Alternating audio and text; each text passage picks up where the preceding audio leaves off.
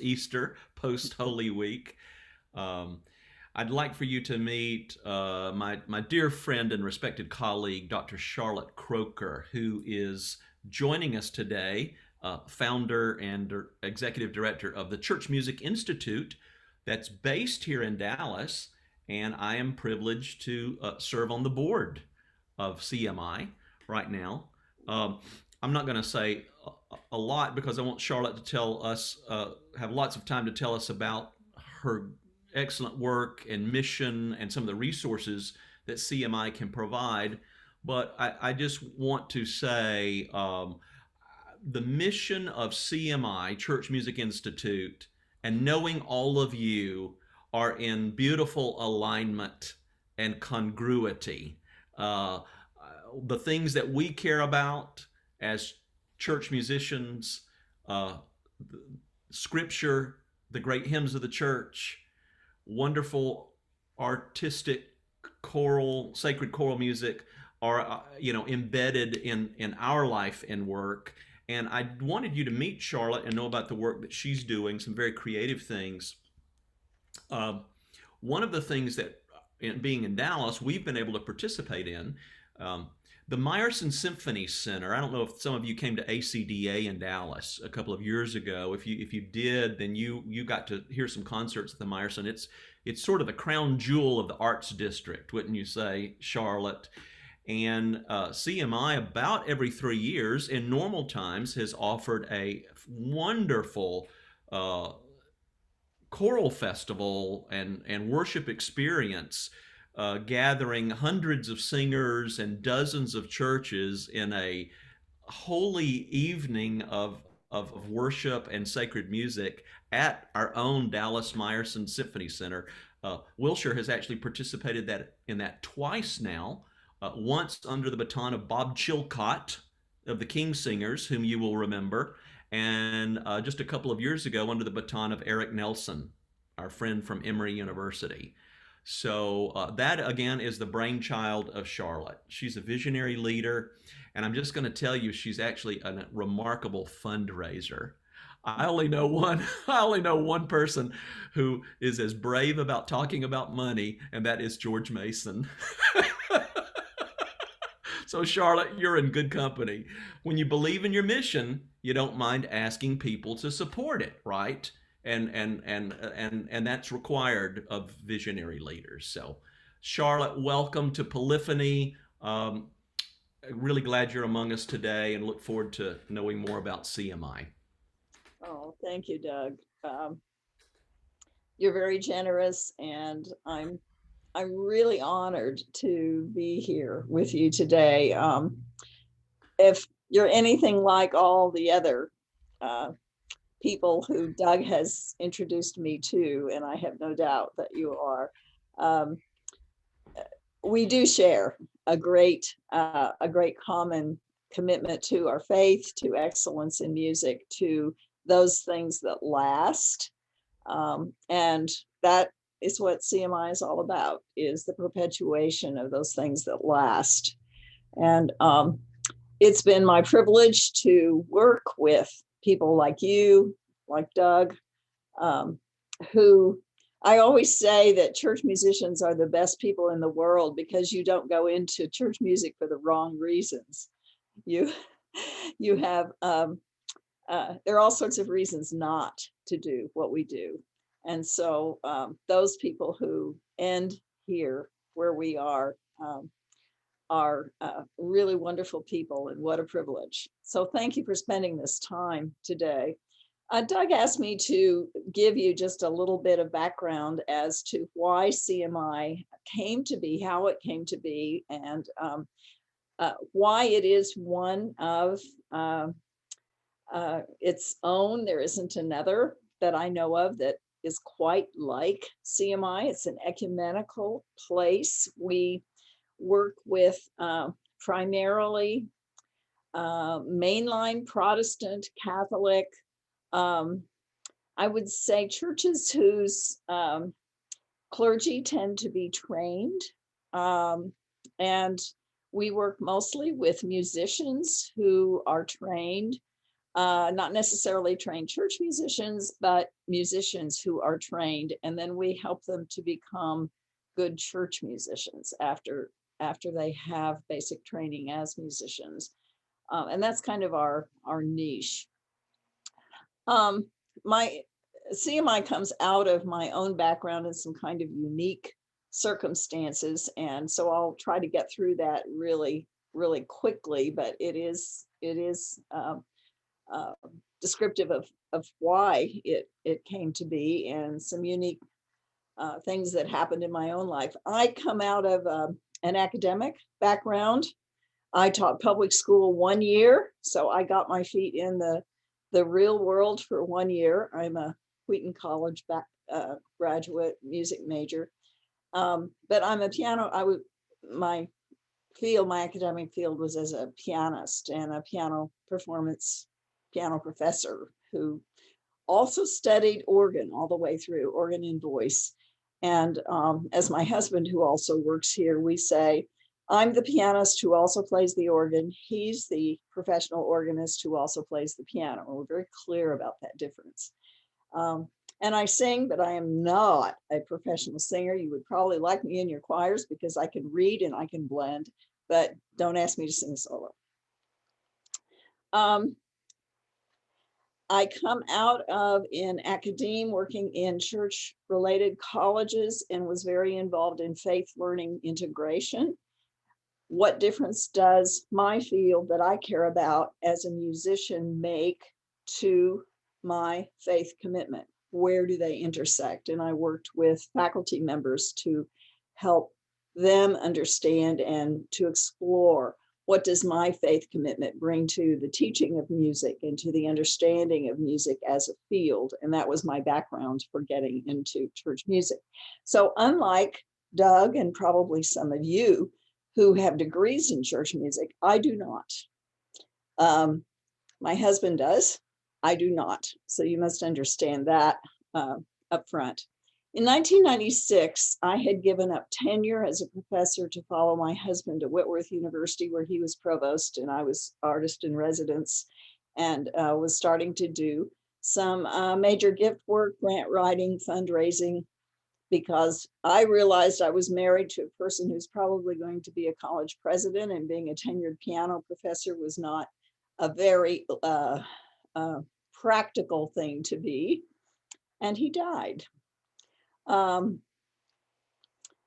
it was one of those, early in life kinds of things that happens to you, and you say the world is never going to be the same again. And you can't count on things that you thought you always could count on. And you better do what you care about and what is worth doing. And at that point, I was,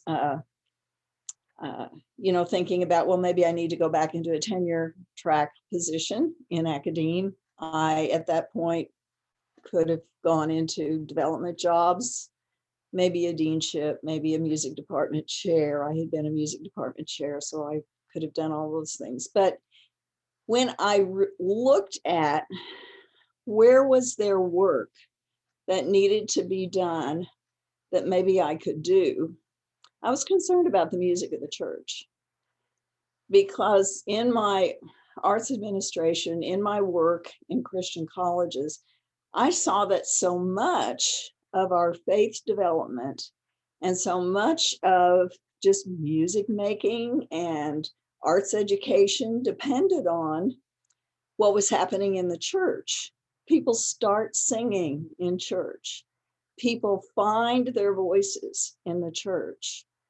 And who is taking care of that? So I started digging, and I knew I didn't know enough about liturgy.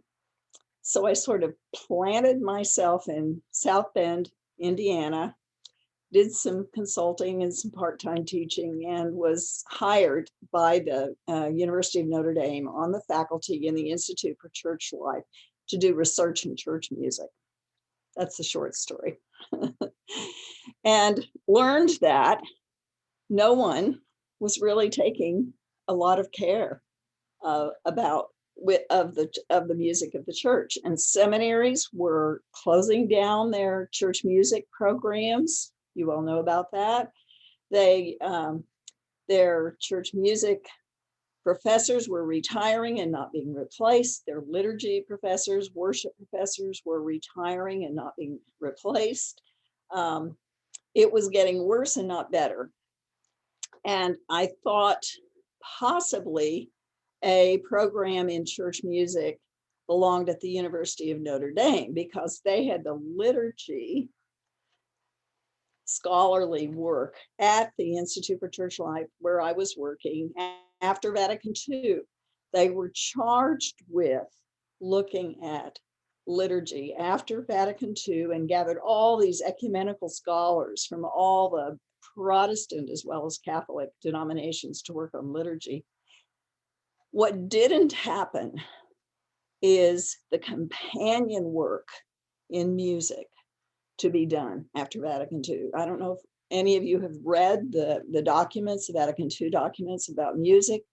They're beautiful. They're absolutely beautiful. In the Catholic Church, what happened was, let's see what happens. Well, we got Oregon Catholic Press, World Library, that's now consumed under GIA. We got 3 commercial publishing companies, and we had all of this composition happening from various liturgical music composers, which then, drifted out into the product. A wonderful time of new composition, but not a scholarly look at the music of the church. And meanwhile, nobody was taking care of this. And it became apparent the longer I was at Notre Dame that they weren't really prepared to take on that they're kind of a top-down church. It starts on high and comes down. And the church was closing in under Benedict. It was becoming more conservative, and they were very, very concerned about words. They just couldn't get to the music. And I didn't want to start a standalone nonprofit, but it just was not going to happen if I didn't do that. And so a friend of mine said, Charlotte, come to Dallas. Dallas is a place where church music is strong, and there are good programs, Wilshire being one of them, and others. And I think you could do what needs to be done here and then work from there. And there were people who were willing to help me. People who were interested in doing it. And so we gathered in 2006, some people, Presbyterians, my base was sort of started with Presbyterians, and some people from SMU who cared about the music of the church and began to think about what an institution might be able to do to really create a home for the music of the church, where it wouldn't be pulled apart by denominational politics, by academic priorities in other directions, wouldn't be cut by budget cuts, where it had a place of its own. And so that is kind of the story of how CMI started.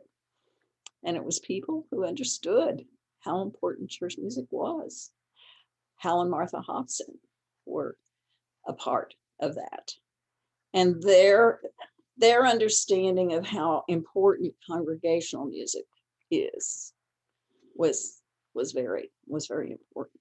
So we pulled the best of academic professors, the best of theologians who were interested in that, and the best of church musicians, and of course, the people. Doug says I'm a good fundraiser. It's never about the money. And I think George Mason would probably say that too. There's plenty of money. It's always about what it's important to do. And then you find a way to get it done. And there were people who cared enough about it to want to make this happen. And we've been able to find the means to do what needed to be done. So that's kind of the story. And then we've had to say no to doing this. Lots of people wanted us to fix programs that weren't working. I wasn't too interested in doing that. It was lots more interesting to look at programs that were working and to figure out why. And so while I was at Notre Dame, I got a couple of books done that helped.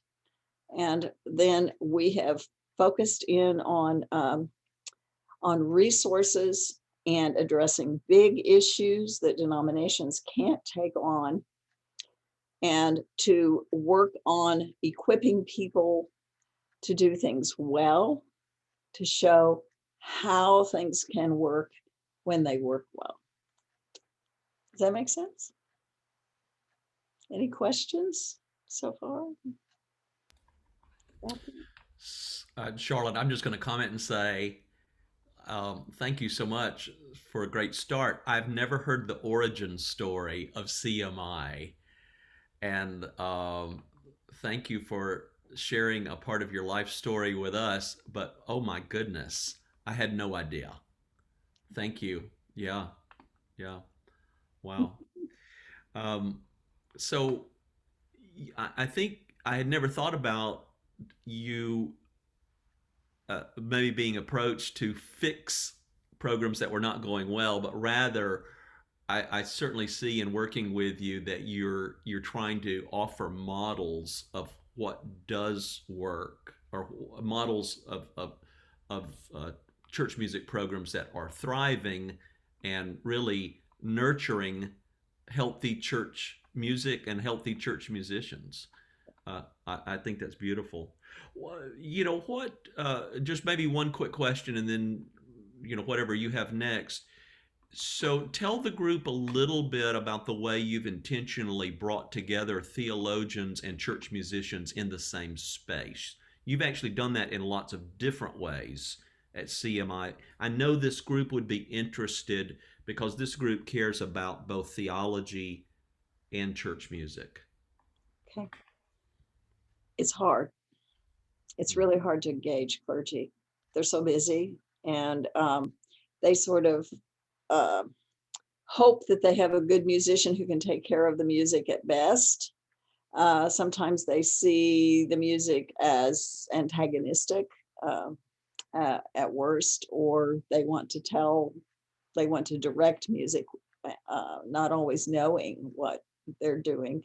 But we've had $500,000 from the Lilly Endowment for a program that we call the Lilly Worship and Music project at the Church Music Institute. It's a year-long program for teams of church musician and clergy who commit to a year of working together with a congregational representative. They have a congregational project that they work on through the year. They start with a course that we offer through Bright Divinity School. The first course is a music and Christian worship, which is kind of a theology of music, theology and history of music and practice. And they meet in peer learning groups monthly through the year. And then they end with a congregational song course, or hymnity and psalmody course, which is what we're teaching this summer. If any of you would like to take it, we'd be delighted to have you. We've got this star-studded group of guest lecturers with Michael Jonkus and Paul Westermeyer and Don Salyers and Mel Bringle and Jimmy Abington and Zeb Heiben. I mean, we've got, because we're doing it online, we can have people from all over. So it's going to be a wonderfully rich course. But they work together, and then their learning is applied immediately into the congregation, and they work with a congregational representative on a project that works in their congregation to use their resources and advance their program forward. And it really works. It's hard. It takes time, but it really works. But it's based in the same kind of principles that the resident program is based at Wilshire. Right. Do you anticipate, I can't recall, and forgive me for not knowing this, do you anticipate having another round of this if any of these folks were interested? This Yeah. is something they could investigate on the Church Music Institute website, Yes. find out more information, and I guess apply to the program. Right. Right. Okay. We're in the 2021 cohort right now. Excuse me. We'll have a 2022 cohort coming up. And I'll screen share in a minute and show you where that is on our website so you can explore it. We're in our second cohort, so the third cohort would be coming up. Yeah, we'd love to have you apply. Yeah. Any other questions from the group at this point? Don't be shy, because I know you're not.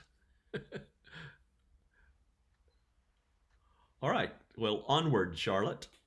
Okay.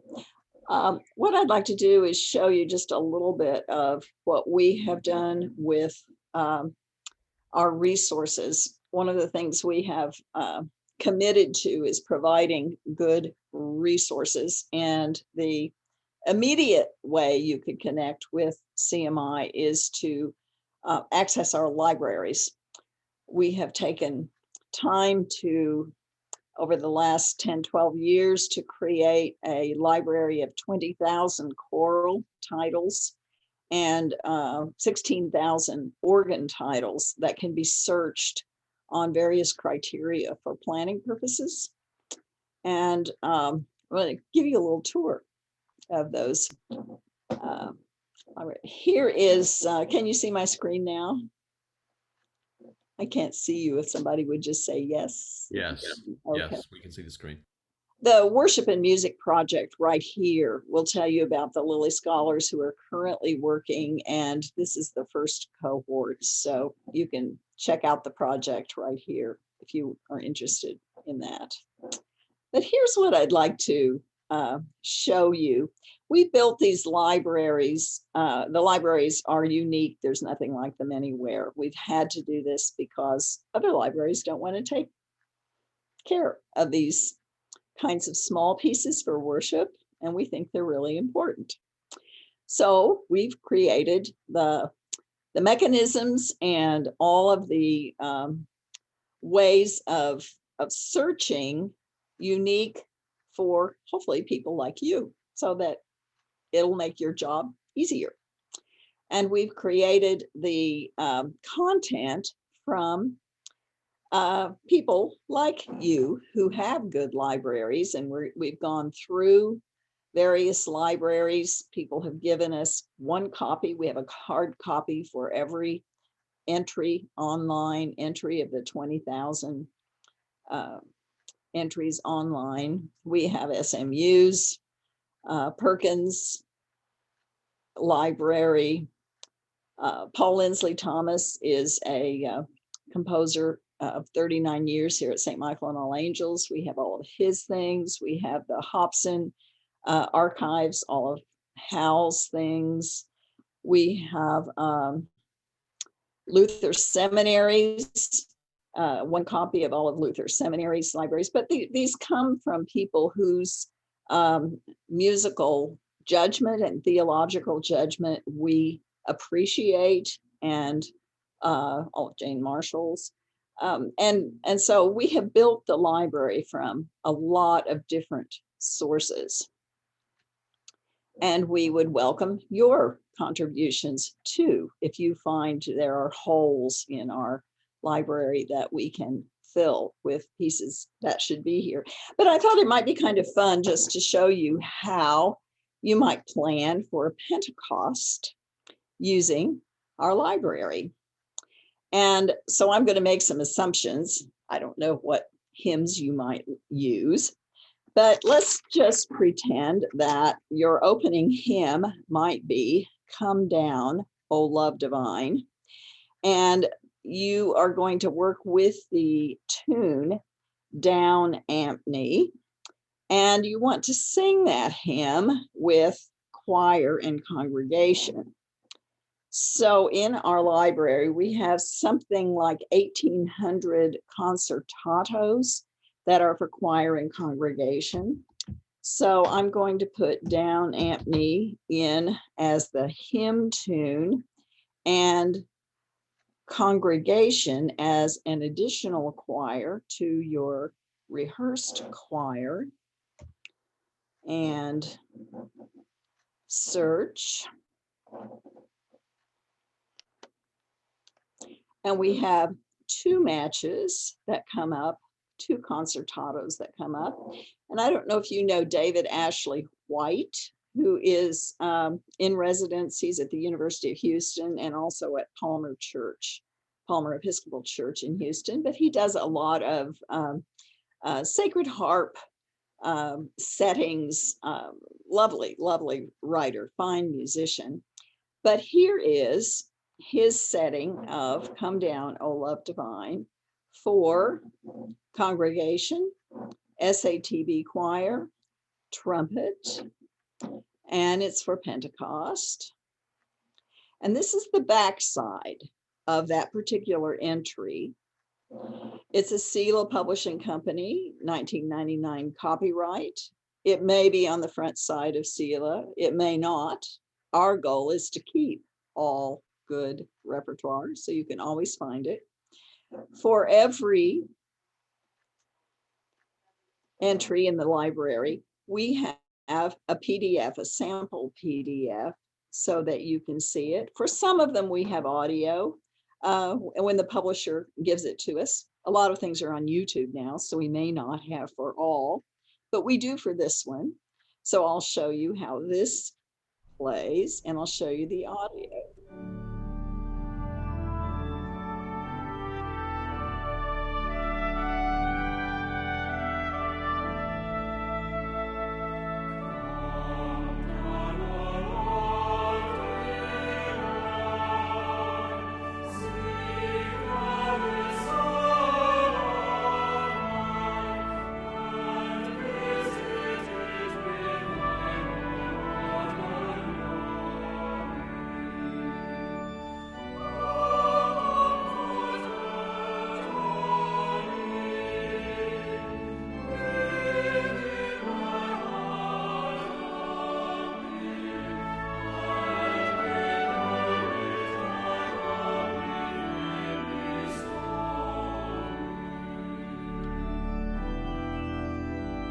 So that would give you that, if that happened to be your first hymn.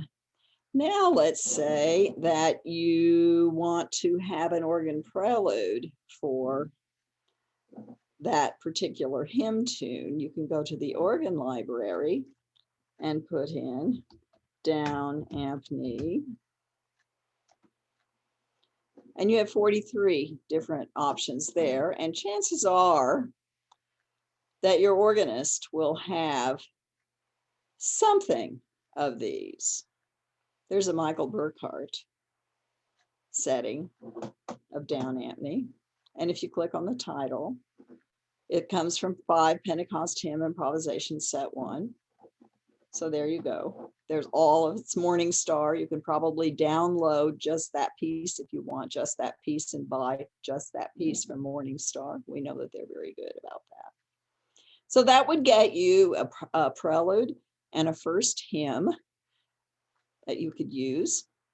Then I want to show you how you can search for an anthem based on the scripture for that day. And the scripture for Pentecost comes from Acts 2, and this would work for any scripture. You can always search for scripture, and you can search by verse too, but you'll get more returns if you search by the whole chapter. And let's see, we still don't have a full choir, so we're going to, and we don't have, all that much time. They haven't been singing for a year, so we're going to choose difficulty of easy. And we're going to, but we do have a full, choir. We do have full SATB. So we're going to choose SATB. And let's see what we get.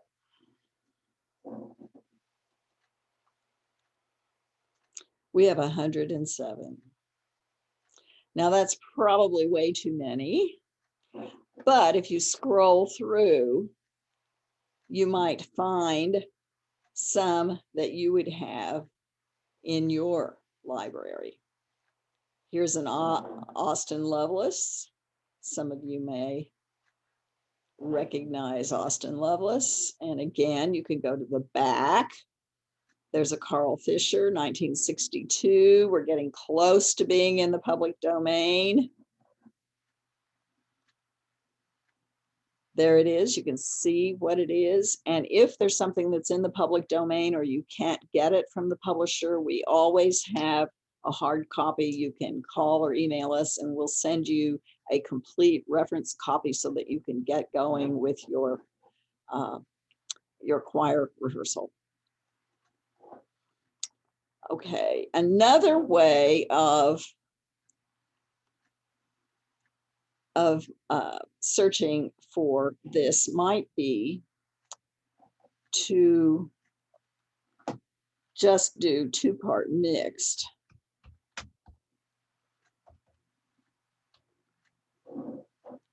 So we'll go back to voicing. Let's say you don't have 4 voices back yet. So let's look for two-part mixed.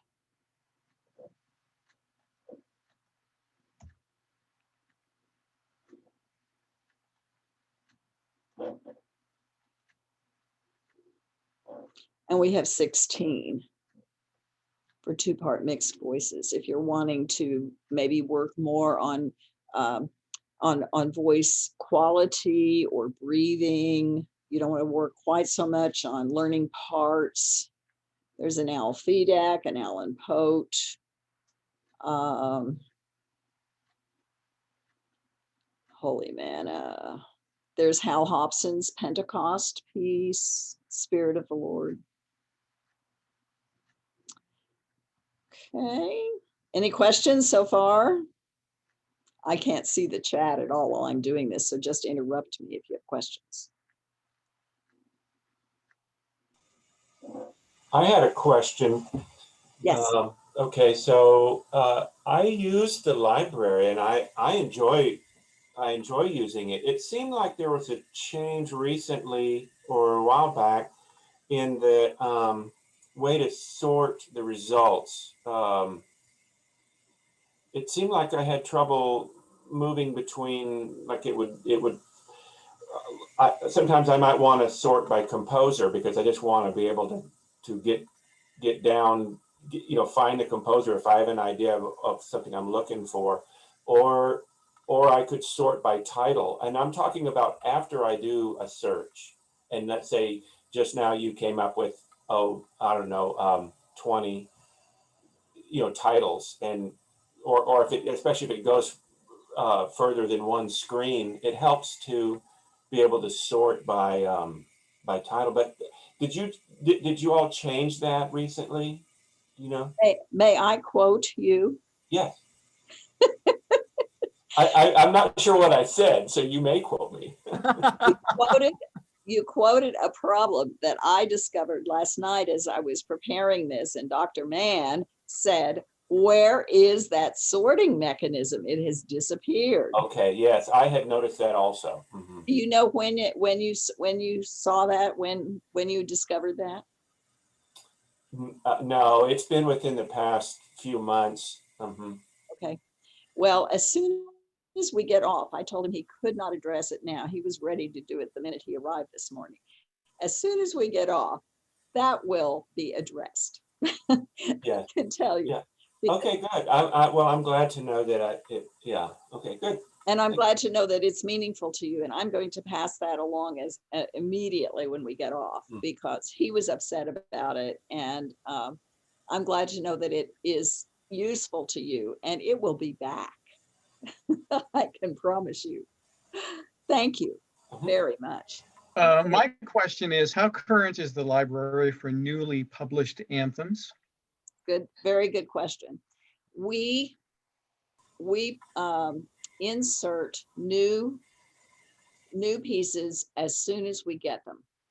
So we have just input I'm trying to think. A lot of Paraclete and Oxford. Morning Star didn't publish all that many new ones this past year, but we have, if you, let me go up to our resource tab.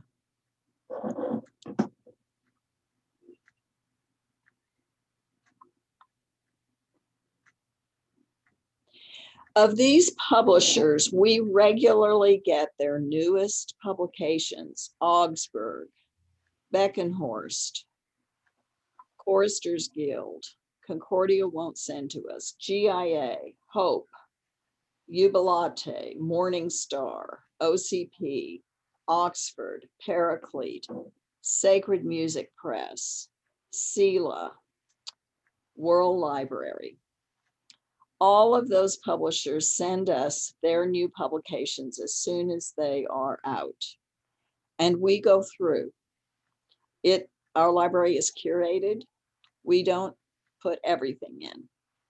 So we look at text, music, combination of text and music.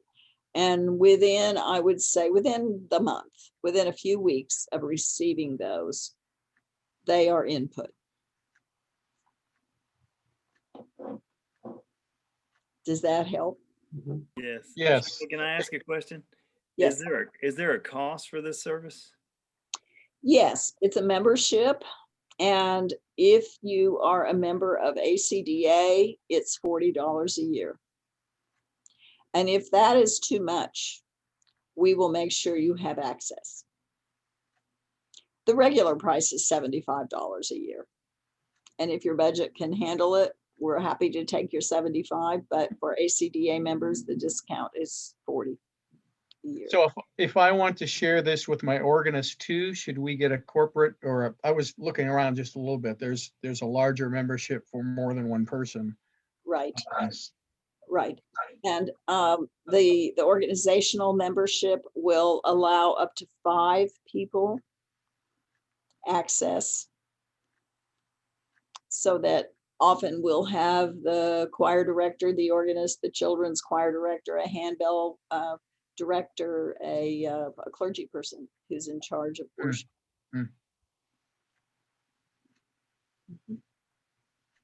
Thank you.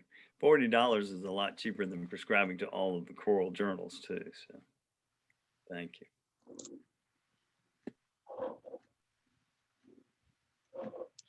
So we could go on and search with, is it okay to keep going here? I'm way over time, I think, Doug. Let's how about 5 more minutes, Charlotte? Okay. This is valuable and fascinating. So and this is such a unique product, really. So let's go 5 more minutes and we'll put a bow on it. Okay. Let me go really quickly. If you were wanting to sing a psalm, you could put Psalm 104, which is the psalm for the day, in the scripture reference, and then back up at additional choir, put congregation. If you wanted the children's choir to sing, you can choose children's choir as a second choir for any mixture, and we have about nearly 1,000 pieces for SATB and children's choir. For topical, using the topical reference, you could put in benediction and spirit. The topical will pick up a lot of different kinds of things if you're searching for something. And I was playing with this Hyben, Spirit of the Lord, Zeb Hyben, and it's a baptism piece, but you could just exit this and choose this part. May the Spirit of the Lord rest upon you. The spirit of wisdom and understanding, the spirit of counsel and might. Just take part of this and use it as a benediction. The last hymn I was playing with was Come, O Spirit, Dwell Among Us, and using Ebenezer as the hymn tune. Again, you do the same thing that we did earlier, which would be to put the hymn tune Ebenezer.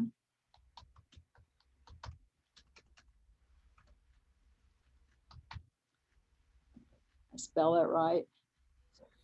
And additional choir, congregation.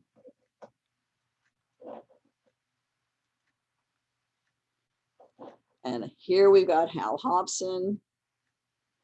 We've got your trumpet again. If you have your trumpet player, your crack shot junior high trumpet player who's available on Pentecost, and you've got it.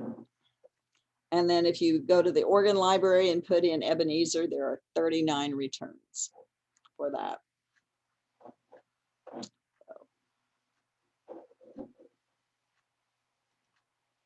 Other questions?